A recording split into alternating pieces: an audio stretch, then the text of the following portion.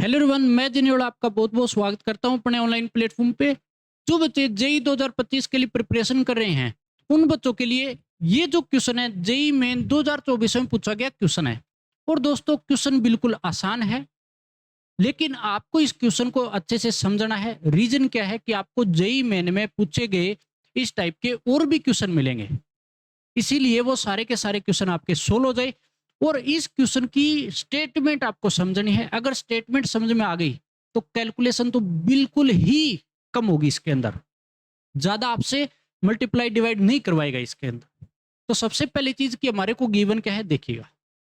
आपको बोला है let second, eighth, 44th terms of a non constant AP B respectively the first, second and third terms of GP.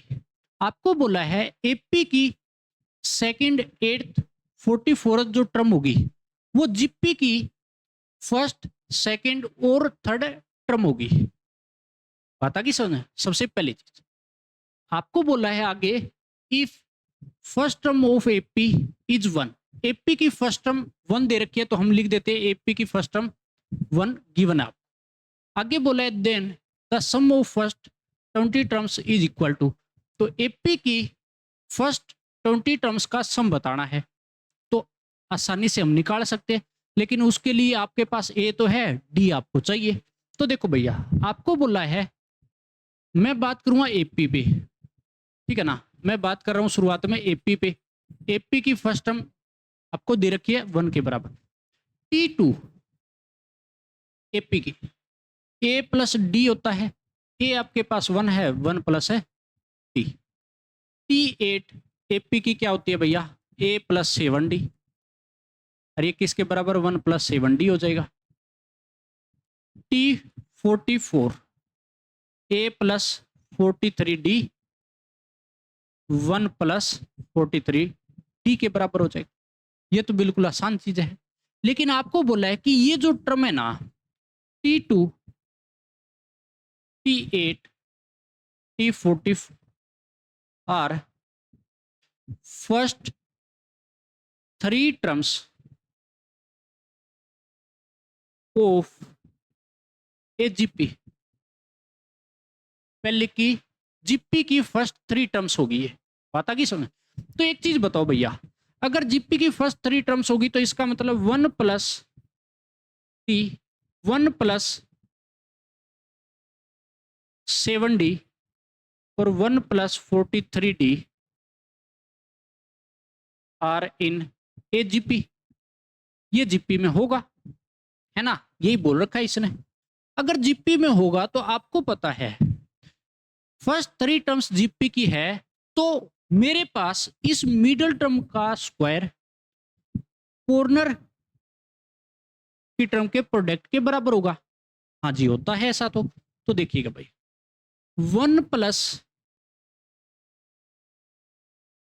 Plus 7डी का whole square corner की term के product के बराबर। तो कहने का मतलब 1 प्लस डी 1 प्लस 43डी के बराबर होगा। ये जीपी की कंडीशन होती है। तो देखो भैया, इसको ओपन करेंगे, ए प्लस बी का होल स्क्वायर, तो 1 प्लस 49डी स्क्वायर प्लस 2ab तो 14d इक्वल में ये हो जाएगा 1 43d प्लस में d प्लस में देखो 43d स्क्वायर। मल्टीप्लाई कराने पे हो गया। जो जो कट रहा है काट दो। आप बोलोगे भैया कट तो रहा है, क्या कटेगा, इस 1 से 1 कट जाएगा। अब देखो 49d स्क्वायर इधर इक्वल में 43d स्क्वायर इधर ले आऊंगा मैं। 49d स्क्वायर में से 43d स्क्वायर जाएगा, 6d स्क्वायर बचेगा इक्वल 14d है। इधर देखो 43 प्लस डी 44d इधर जाएगा तो मेरे पास बचेगा 30d हो जाएगा। देखो भैया, एक डी तो कट जाएगा, ये काटेगा इसको 5 पे, तो डी की वैल्यू आ गई आपके पास 5। और ये चाहिए था, ये ही चाहिए। तो अब आपको S20 निकालना है।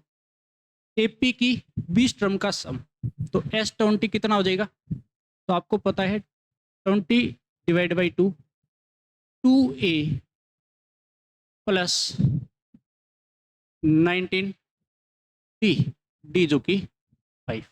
तो मेरे पास देखो भैया ये तो कटेगा 10 पे, 10 हो जाएगा,